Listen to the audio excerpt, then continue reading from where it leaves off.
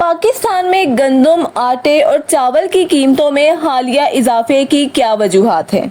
अस्सलाम वालेकुम friends and welcome back to our channel. Friends, Pakistan एक एग्रीकल्चरल लैंड है जिसकी मईशत बड़ी हद तक फसलों खसूसन गंदम, चावल और कपास पर मुनहसर है।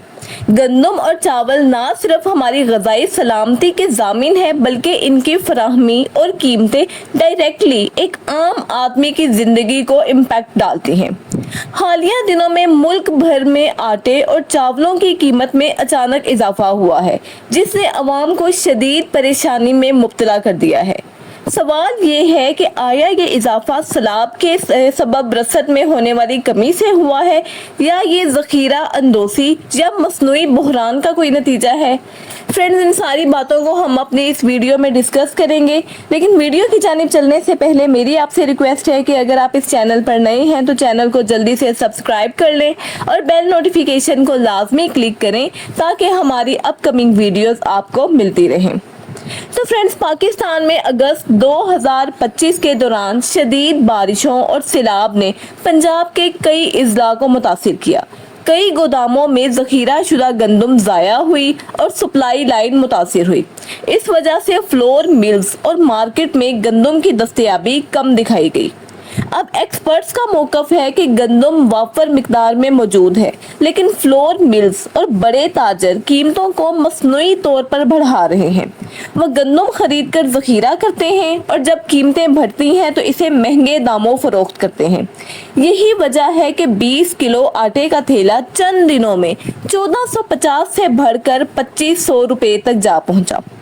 गवर्नमेंट ने इस साल गंदम का मुकर्ररा हदफ 32 मिलियन टन हासिल ना होने के बावजूद काश्तकारों से गंदम नहीं खरीदी।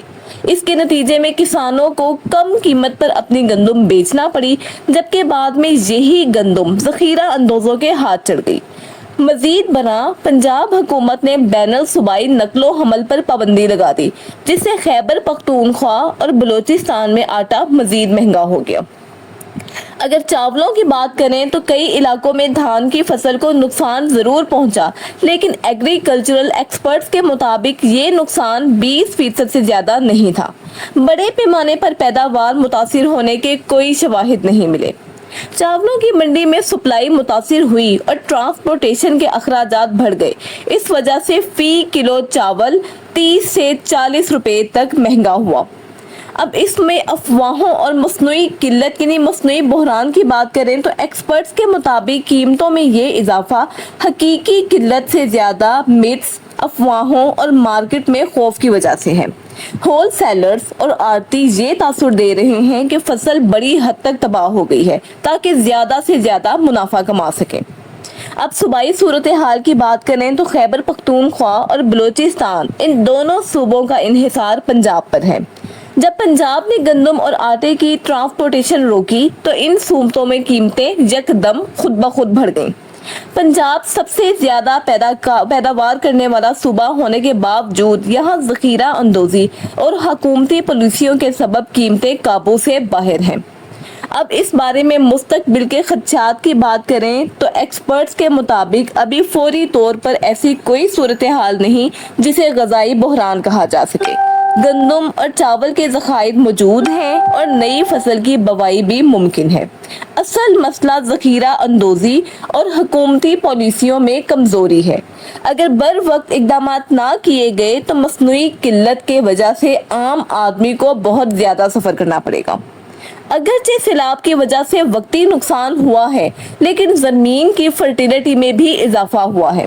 नवंबर में जब नई गंदम की बुवाई होगी तो उम्मीद है कि बेहतर फसल पैदा होगी, बशर्ते कि हुकूमत किसानों को सपोर्ट फराहम करे। अब हम अपनी बात को कंक्लूड करें तो पाकिस्तान में गंदम, आटे और चावलों की कीमतों में हालिया इजाफा ज़्यादातर मसनूई बहरान और ज़ख़ीरा अंदोजी का नतीजा नजर आता है।